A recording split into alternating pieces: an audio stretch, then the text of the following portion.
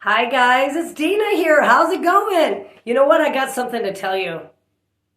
This isn't my real hair texture, that is. Not my real hair texture. Okay, so I have a long love and hate relationship with my hair. Let me tell you a little bit about that. When I was a little girl, I had an afro, okay? That wasn't a good one. Some people's like, I had a good afro, but I had an afro, but it wasn't good. That thing, it just caught everything, okay? Like I had leaves, I had food. I mean, by the end of each day, I didn't even know what was in there. My mom did not know what to do with that thing. She was growing out, and I'd roll out of bed in the morning and I had bedhead, and I had bedhead all day. I'm pretty sure I did because every single picture of me, I was like, wah! And my sister's all, and I was like, wah! I was so overstimulated with my hair, guys. There's nothing wrong with curls. And, I love it on other people, but not me, because I also have OCD and I'm also like overstimulated easily. And I was just like, get me out of this hair. And so I just had a lot of hard time with my hair, and I didn't like it. I wanted it to go down, and it just never did. And so my mom said when I got a little bit older, it actually started to grow down. I was so excited. I'm like, Mom, please let me grow my hair out. Please, please, please. And she's like, okay, well, I don't know if you can take care of it. And I was like, ooh, yay, yes, yes, yes, I'll do anything. Please let me grow my hair out. So I started growing it out, okay? Now remember, it's still really curly. And so, I'm like, oh, I gotta brush it, I guess. So I take this brush and I'd be like, there were some places I couldn't quite reach, you know what I mean? And so I just kind of comb over those parts, you know what I'm saying? And so one day I went to the hairdresser, you know what I mean? And the hairdresser's like, what is this? And there was this huge snarl right here, or at least that's what we used to call it. It wasn't a tangle. It was so bad, it was upgraded to snarl, okay? This thing was ugly. Who knows what was in there? I don't want to know. I'm glad he didn't tell me. So I would just comb over that thing, you know what I mean? I didn't know what to do with it. I didn't know how to get out of there. And so my mom was like, Dana, I'm like, what? I don't know. I don't even know if I could really reach back there, to even get it out. So when I got older, and it was the 90s, it was the first time that somebody suggested to me that it was a choice to straighten my hair. I was like, what? That's a thing? You can do that? I was like, oh. And so my hair, it was growing down, and I'm loving it. And I'm in my 20s. So, I know how to fix it now. So they actually look really good, It looked like, but everyone was like, is that a perm? I got so sick of people asking me if that was a perm because I felt like I was stuck in the 80s, I just didn't want to look like I had an 80s perm all the time. Is that so wrong? Seriously, though, I wanted to get out of the 80s. And so I said to my hairdresser, I'm like, yeah, go ahead. Straighten my hair. What?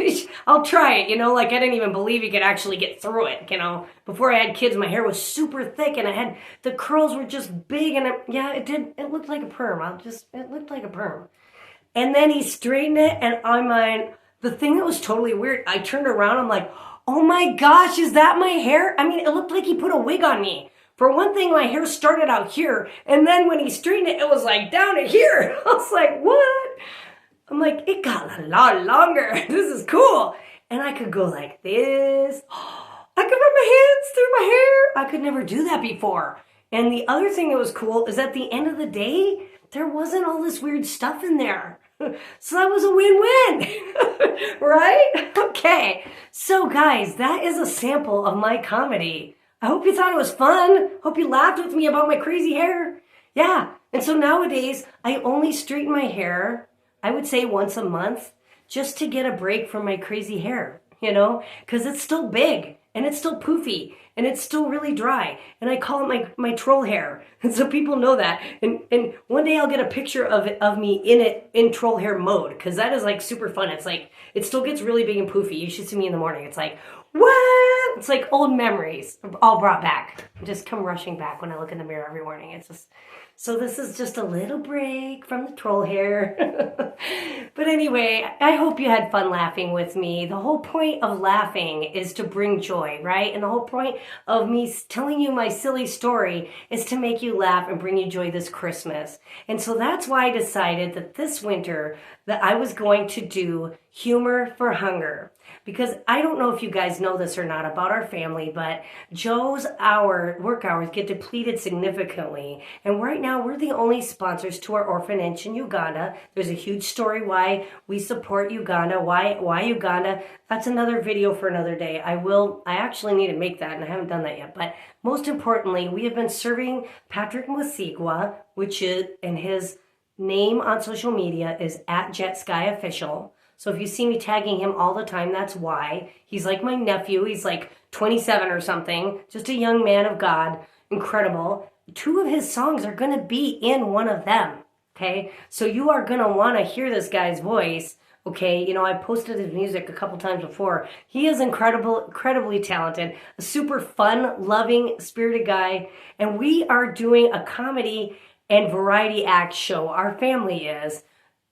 For you this year as a joy offering to them, okay? So if you think our comedy is great, wait till you see Nathan, okay? I'm going to highlight some of the other acts that you're going to see for our Christmas variety show that's coming out in about 7 days, okay? I'll put the link on social media. You can donate $5 or $10 for the ticket. It's free to get in this time, but you know, up the road, if you like this one's free, and then the rest will be paid to get in, so that we can give the money in our low time, and our lowest time financially is right now is December, January, February, March, April, okay? That's the time where Joe's hours just go in the tank, and we are super duper poor right now. Our family is, and we can barely feed and house the orphans right now, barely even ourselves. That's really being honest there, okay, guys? But I want to tell you, let's not be all doom and gloom, right? Let's have some fun. I want you to have fun with my family, and you're going to enjoy when I drop the link in 7 to 8 days here, you're going to have some fun with us, and I'm going to tell you what to expect, okay? Number 1, we're going to have Nathan up. Besides me doing some more comedy monologues, we're going to have Nathan up, and he's actually an incredibly good magician. A lot of people don't know that about him, and he's willing to step up and add that act in, and he's got a couple of little other tricks up his sleeve of how he's going to deliver that's going to blow you away. He is funny, he's hilarious, he's a really good magician. I keep almost saying musician. He's a really good musician too. Okay, but anyway, you're going to want to see his act. He's super funny, he's super cute. You're not going to want to miss that, okay? Okay, now Caroline, I don't know if a lot of you know, she's also stepping up to share in the variety show. She actually has an incredible voice. And it's not just oh, good job, little girl, that was nice. And she can sing it too. No, I'm telling you, that girl is on fire. She can sing R&B, people. Okay, you're not going to want to miss that, okay? And she actually is going to be singing that type of song. She can sing covers of popular songs, okay? Yeah, she's 8. Yeah, Rocket Carrie. You're going to see what I'm talking about. You're not going to want to miss her act, okay? She's going to be singing. And that money, like I said, for those tickets, if you love what you see and you want to give us some money, it's all going to the orphans so they can eat this Christmas, okay? Don't forget that. And then Joe, last but not least, we've got Joe. He is an incredible A-list actor that the world has not discovered yet, and I saw him first.